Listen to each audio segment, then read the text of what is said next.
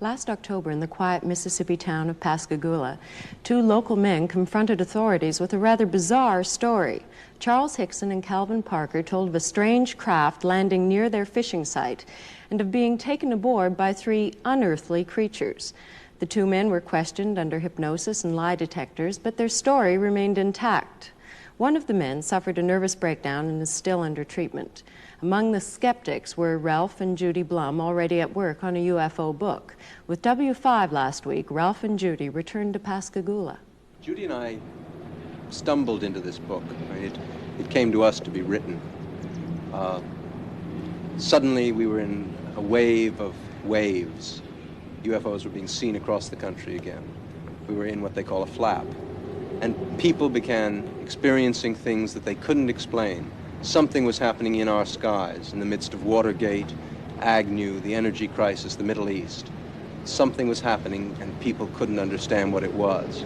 We spoke about UFOs, but nobody really knew. And then it hit right here where we are. It hit Pascagoula.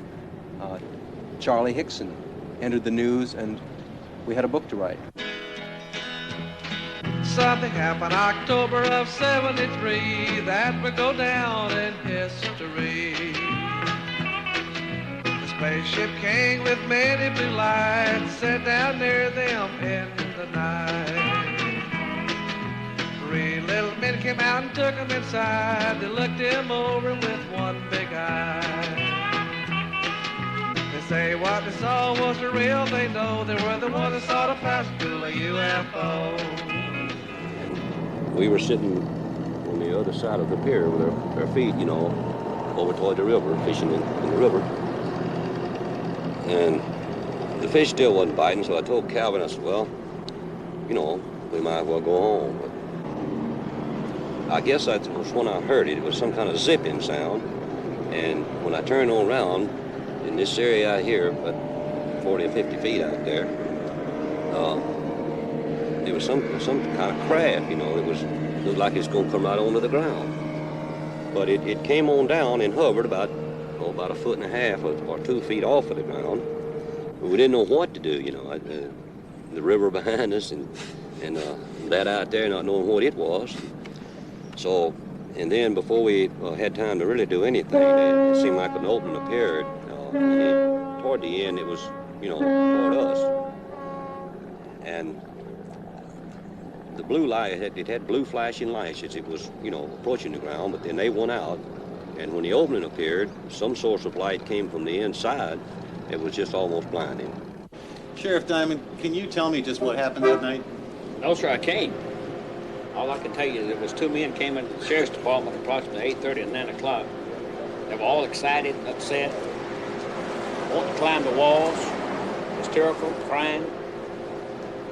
That's actually all I know is what happened. I mean, as far as me seeing what happened, I don't know. Of course, we could see them in the opening coming from, when it started out to craft. But Did you think it was people coming out at first? Well, they had. I kind of thought it was people at first, off like that. But of course, when they appeared there in front of me, it was the most shock I've ever had in my life. What did you see? Well, they were shorter than me. I'd say about 5'2" or 3", and they didn't have a neck.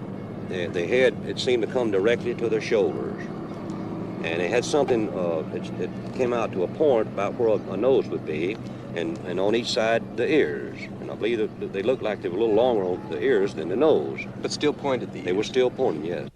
But since I was down there, since I was a physician and several other scientists and investigators were asked to consult and look into the situation, I was asked would I mind if I would be present, and I said I wouldn't mind at all.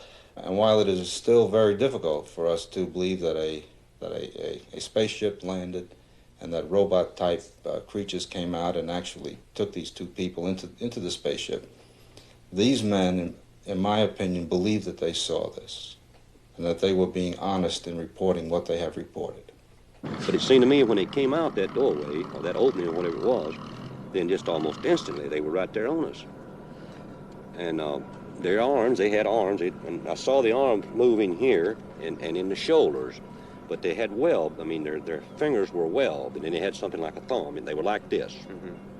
We questioned them at length, and then we left the room and recorded every all the conversation they had, recorded between the two of them. And one of them kept wanting to pray. And he said, after all I went through on this earth, he said, why should I have to see something like this? Calvin Parker, I was questioning him, and at one time he wanted to climb the wall. That's how nervous and how shook up he was.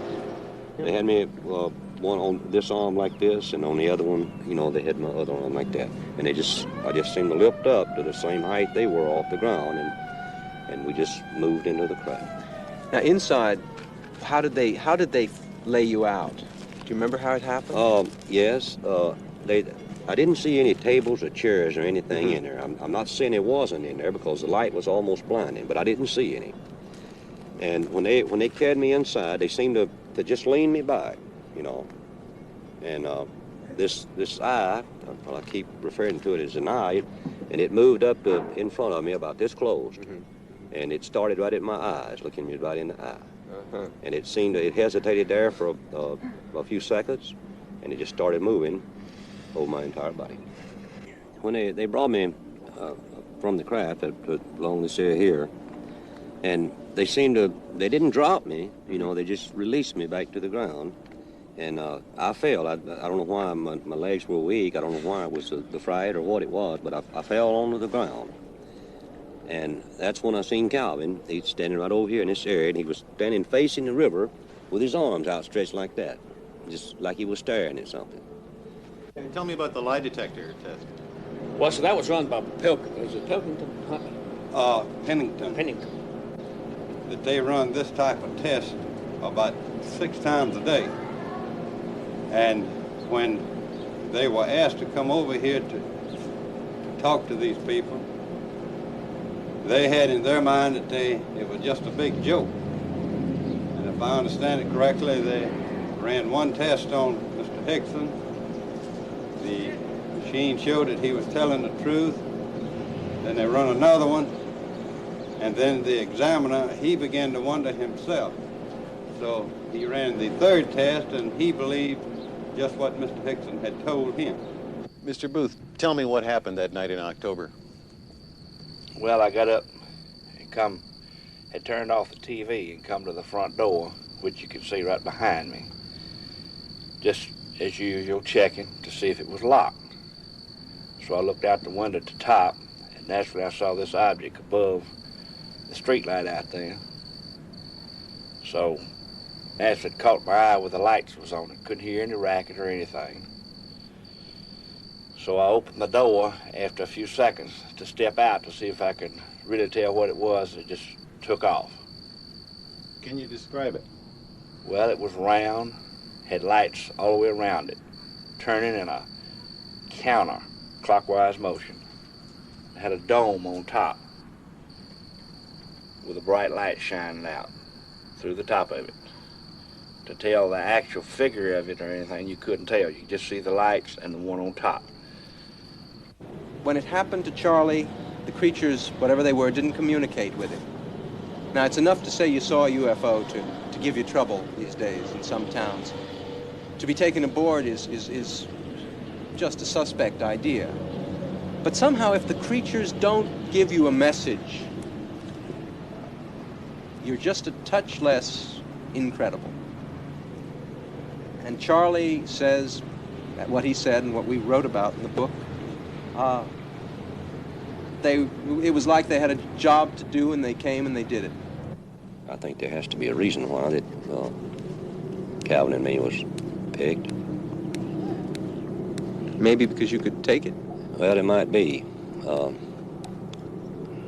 I don't know. I think that they know more of what's going on down here on this earth than we think. And I don't know. They might have been, you might say, looking for somebody that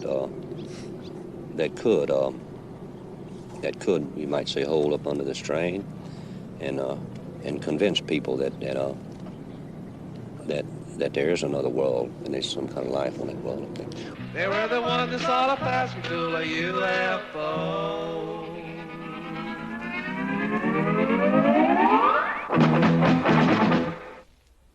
That's our program for this week. W5 will not be seen next week. We're going to repeat CTV's prize-winning inquiry on wiretapping in Canada, Hear No Evil. We'll be back on the 16th of June with a special wrapping up the federal election campaign to that date. On behalf of Carol Taylor and the entire W5 staff, I'm Bruce Phillips. Good night.